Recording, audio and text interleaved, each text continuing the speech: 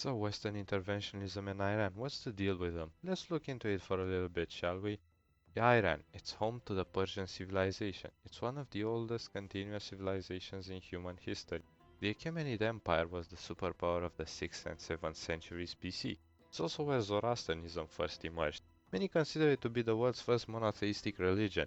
And even though it was conquered by several outside forces, Persia has always remained one of the most important geopolitical regions in the world. But enough about that, let's skip to the more relevant stuff. Let's skip to World War One. What did humanity learn from World War One? Maybe the fact that war is bad, destructive, and terrible, that it leaves millions of people dead, in shambles, sick, destitute, and impoverished?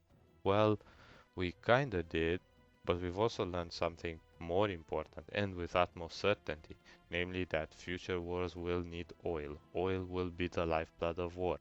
And the British Empire, they understood it best. After all, they're the ones that came up with these massive gas guzzlers during the Great War.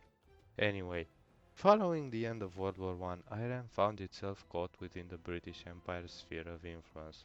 But they never became a full-blown British colony. The British Empire held massive influence within Iran. The Anglo-Persian Oil Company, the APOC, was established just a few years prior to the war, but it's by the end of World War One when most of the company was directly owned by the British government. So in other terms, Britain had full control of Iran's oil reserves. And if you look at this graph, that's kind of a big deal because Iran has loads of that juicy vroom vroom juice that now everybody wants.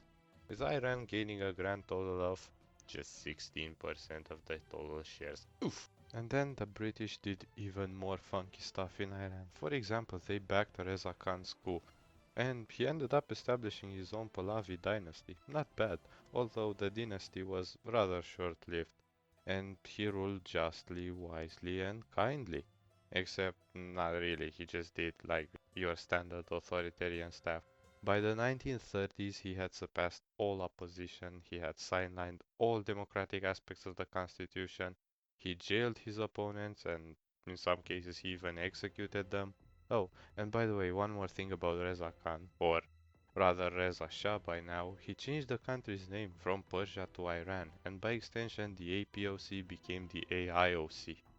During World War II, the British and the Soviets both invaded Iran and were largely unopposed. The Shah was exiled and the new ruler of the country was his 22-year-old son Mohammad Raza Pahlavi. And he was on good terms with the Allies, or rather the Allies simply viewed him as complacent, not willing to do all that much with his power. And even some democratic reforms were put in place and the totalitarianism that defined his dad's rule was largely scaled back. After World War II, some, Winston Churchill included, were ready for World War III right away. Operation Unthinkable, baby. But hardly anyone else was on board with that idea. Most just got cold feet. And instead of that, we got a Cold War. Get it?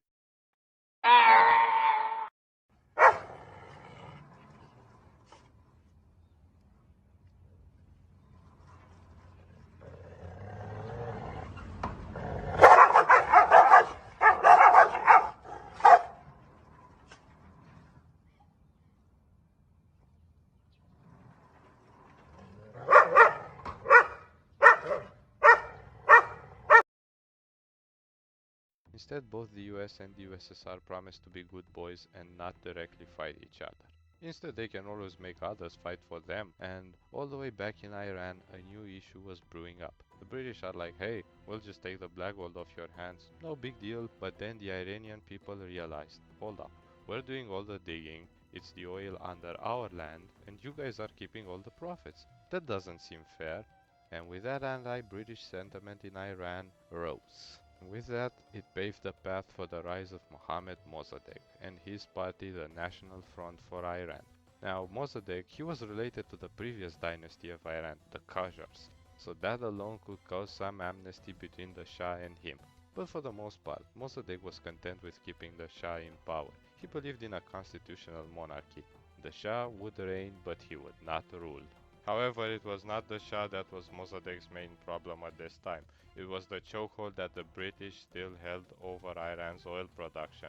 One of his main objectives was to nationalize Iran's oil, And that is what lent him massive, and I do mean massive support, even turning him into a national hero of some sorts. Oh, and it's also around this time when some guys called the Fedean Islam.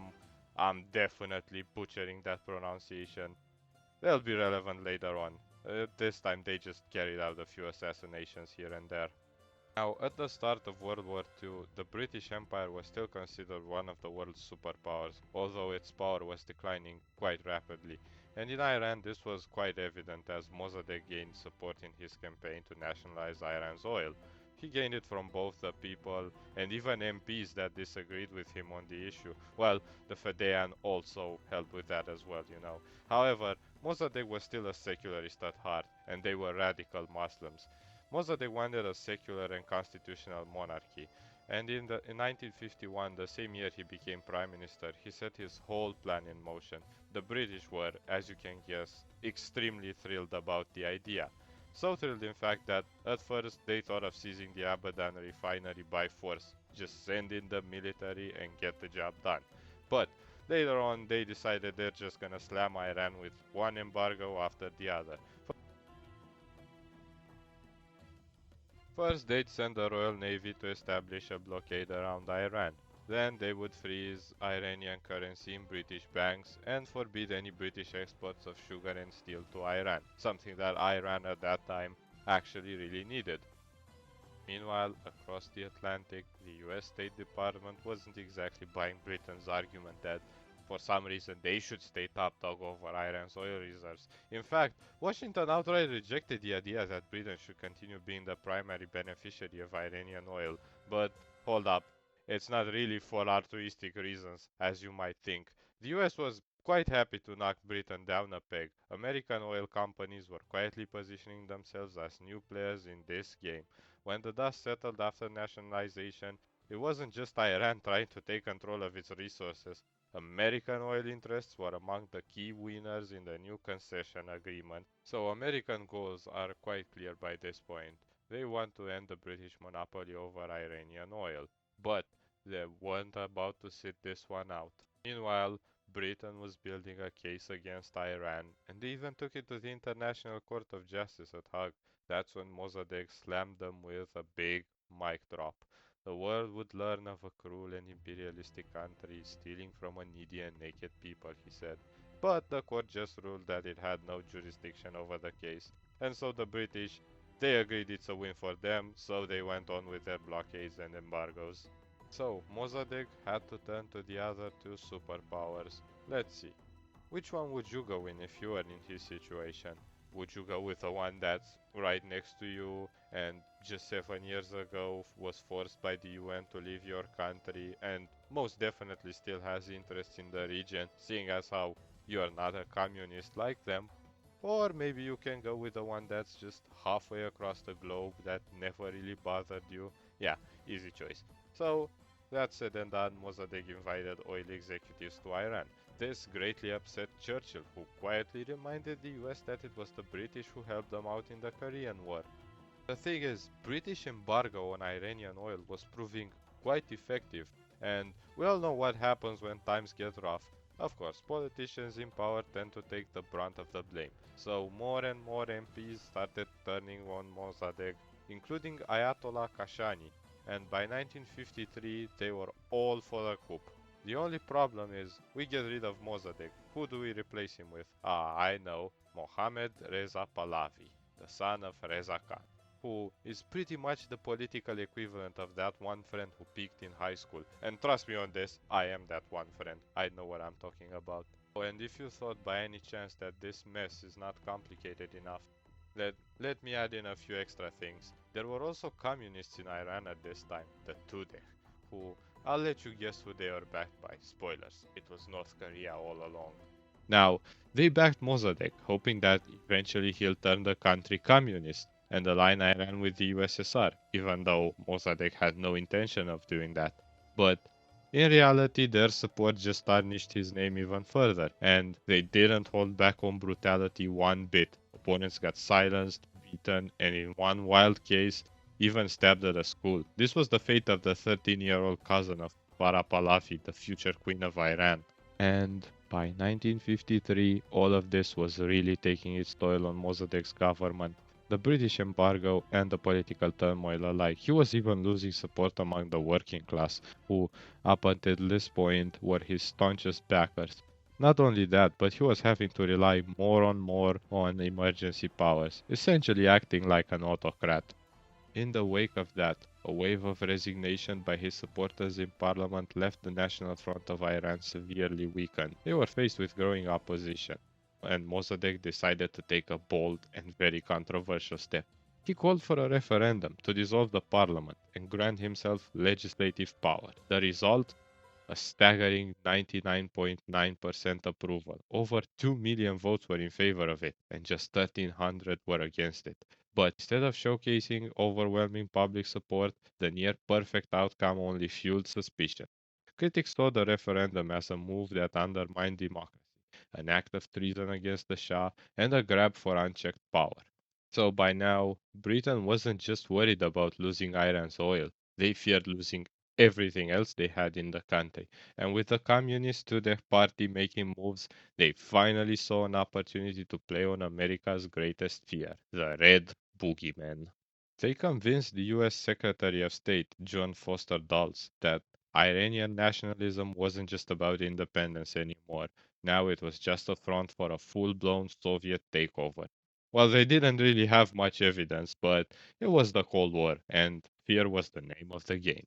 In 1953, the US president was Dwight D. Eisenhower, and Britain saw its chance and leaned in hard, persuading Eisenhower's administration to join them in a joint operation plan to overthrow Prime Minister Mossadegh. Enter Operation Ajax. And so the CIA went in. Now, the CIA was founded in 1947. This was actually quite a juvenile CIA, a kindergarten CIA, if you will, but they were ready to pounce hard because it wasn't just about oil anymore, it was about stopping the supposed red tide from reaching the Persian Gulf. The coup was on, and the stakes couldn't have been higher. The coup against the prime minister was set in motion with an official pretext that seemed kind of tailor-made for controversy. Mossadegh's decision to dissolve the parliament and consolidate power under his cabinet was branded by many as a power grab, with critics accusing him of trying to create a dictatorship. But this wasn't just a domestic squabble. There were also international players in the wings. Meanwhile, the Shah, who had initially supported oil nationalization and opposed plans for a coup, was backed into a corner. And so the CIA went and told him in no uncertain terms, get on board or you might be the one getting deposed. So, the CIA and their newfound friends wasted no time. They started drafting royal decrees that dismissed Mossadegh and instead appointed General Fazlollah Zahedi as the new prime minister. Now, Zahedi, he was no stranger to power plays and power grabs. After all, he helped Reza Shah overthrow the Qajars a few decades earlier and was seen by many as a reliable strongman, just perfect for the job. The Shah signed off on the decrees and promptly left Tehran with his wife, Queen Soraya, for what was billed as a week-long vacation in northern Iran. Now, it's August 1953. Colonel Nemtollah Nasiri, commander of the Imperial Guard, delivered the Shah's dismissal royal decree to Mossadegh. But Mossadegh wasn't caught off guard. It's very likely that he's been tipped off by someone inside the Communist Tudeh party, and instead of stepping down, Mossadegh outright rejected the decree and had Nasiri arrested on the spot. However, Mossadegh still found himself on trial. And what was his defense? Well, technically, Iran is still a constitutional monarchy. The Shah isn't allowed to just fire a prime minister whenever he feels like it. He's going to need the parliament's approval. But here's the real kicker. Technically, the Iranian constitution does allow the Shah to just dismiss a prime minister without the parliament's consent. Now, Mossadegh, he didn't particularly like it. However, Mossadegh's supporters didn't like it either, so they wasted no time taking to the streets and turned Tehran into a fiery protest zone. And by now you're probably wondering, but where was the Shah during all of this? Well, when the initial coup didn't go as planned, he just did what any self-respecting monarch might do. He bolted. With his wife and his close ally in tow, the Shah hopped on a plane and just flew to Baghdad, where they were given a place at the White House. No, not that White House. Yeah, that one. and they eventually were flown to Italy. And after the first coup failed, General Zahedi, the self-proclaimed rightful prime minister, went just full-on Jason Bourne. He spent his days hopping between safe houses, dodging Mossadegh security forces, like a man who knew he was one wrong turn away from a jail cell. And with the coup seemingly crushed, Mossadegh declared victory, albeit he'll soon find out it was way too early. Believing he had everything under control, he made a big mistake and told all of his supporters to just go back home and chillax. Even the Tudeh party, his somewhat chaotic allies, packed it up and stopped patrolling the streets. By this point, even the CIA has had enough of Iran and just wanted to leave. Well, save for one overly enthusiastic agent, one called Kermit Roosevelt Jr., who either didn't get the memo or, thanks in part to some MI6 interference, we don't know that for sure, he instead decided to stay, to further stir up anti-Mossadegh sentiment. Just a few days later, Mossadegh could sense the chaos brewing. Trying this time to preempt the storm, he issued a decree banning all demonstration. However, when the CIA's been busy, no piece of paper is going to stop this show. As such, on that very same day, August 19th, 1953, both pro and anti-Mossadegh factions took to the streets and they started clashing with each other. This also included the communists and the Islamic radicals. Eventually, a tank shell hit Mossadegh's home. At one point, he decided he's had enough and chose to avoid further bloodshed by turning himself in rather than rallying more supporters for his cause. And by nightfall, General Zahedi and the army were in full control, the Shah's throne was secured, the coup was complete, leaving a trail of blood, broken alliances, and an extremely convenient narrative of popular unrest. The Shah was flown back from Italy to Iran by the CIA director. They probably had a very awkward conversation on the way, and Mossadegh himself, he was trialed, sentenced to death, but the Shah instead condemned him to house arrest where he would eventually die. As such, Iran turned right back into being an absolute monarchy. Both Britain and the US got their fair share of Iranian oil, and everyone lived happily ever after.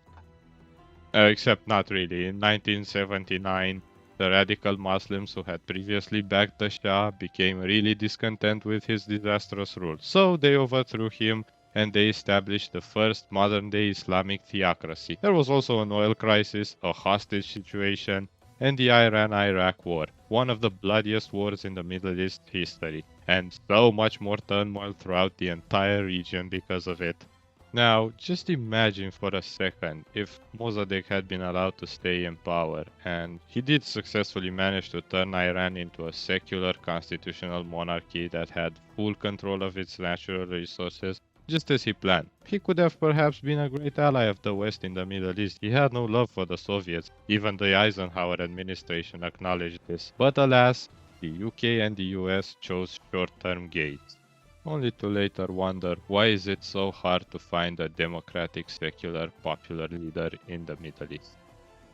So, in conclusion, Western interventionism, do you think it's bad or good? I'd say it depends. For example, Western interventionism turned out good in Korea, but I'd say it's because South Korea didn't really have any resources that the West wanted, as opposed to Iran. Hey, if you enjoyed the video, maybe you learned something, maybe you had a good laugh, maybe you enjoy my monotone nasal voice, be sure to leave a like, comment, and subscribe. And I'll do more. Until then, see ya.